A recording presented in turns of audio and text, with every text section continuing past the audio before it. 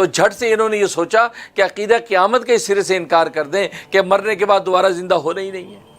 یہ بوسیدہ ہڈیاں کیسے زندہ ہوں گی؟ اذا کننا ترابا و عظاما، جب ہم مٹی ہو جائیں گے، ہڈیاں ہماری بوسیدہ ہو جائیں گی، انا لمبعوثون، کیا پھر دوبارہ ہم زندہ ہوں گے؟ یہ تو عقل میں نہیں آتا۔ یہاں تک کہ وہ سیدھے ہڈیاں اٹھا کے سرکار دو عالم صلی اللہ علیہ وسلم کی خدمت میں لے آتے ہیں کہ دیکھیں جی یہ بوسیدہ ہڈی، یہ بھربھری ہڈی، یہ زندہ ہوگی، اس میں حیات پیدا ہوگی۔ کیا بات کرتے ہیں؟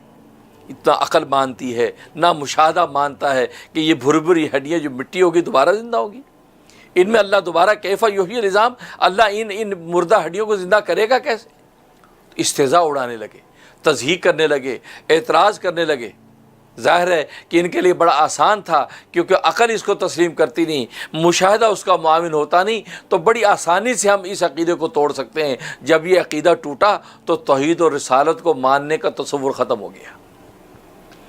یہ کفار و مشرکین نے یہ کیا، اور ہر زمانے میں جب بھی نبی آتے رہے اور نبی عقیدہ آخرت کی تعلیم دیتے رہے، اور اس وقت کے جو انسان جو ہر درم و زیدی تھے وہ اسی طریقے سے انکار کرتے رہے، یہاں تک کہ سرکار دو عالم صلی اللہ علیہ وسلم تشریف لے آئے۔ آپ نے بھی ظاہر ہے کہ یا قوم اعبدوا اللہ ما لکم من الہ غیرہ کا تصور پیش کیا، اور فرمایا قولوا لا الہ الا اللہ تفلحون، تم لا الہ الا اللہ کہہ دو،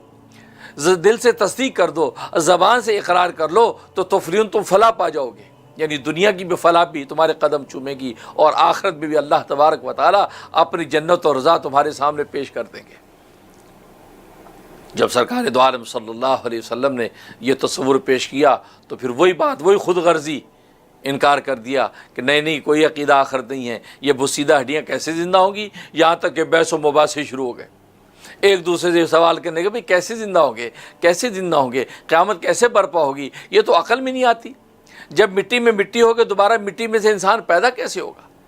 اور پھر اللہ تبارک و تعالی ظاہر ہے قرآن کریم میں مختلف عنوان سے، کئی نقلی دلائل سے، کئی عقلی دلائل سے، کئی شعوری اور مشاہداتی دلائل سے اللہ تبارک و تعالی نے اس عقیدے کو ثابت فرمایا کہ نہیں مرنے کے بعد دوبارہ زندہ ہونا ہے۔ جب تم بالکل معدوم تھے، تم بالکل نتھنگ تھے، تم تھے ہی نہیں، تم عدم تھے، تو عدم کو ہم نے وجود بخش دیا، اور وجود ہونے کے بعد صرف وجود تمہارا جو ہے وہ بکھر گیا اس زمین کے اندر، اس وجود کے ذرات کو دوبارہ اسمبل کرنا تمہارے لیے زیادہ آسان تھا پہلی تخلیق سے۔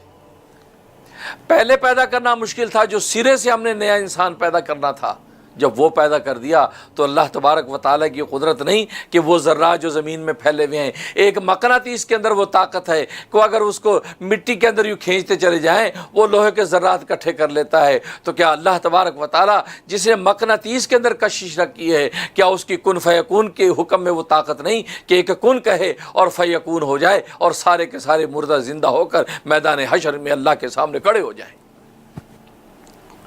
تو بے شک اللہ تبارک و تعالیٰ کے اندر یہ قدرت و طاقت ہے، اس کی کن فیکون سے آسمان و زمین نے تخلیق پکڑی ہے۔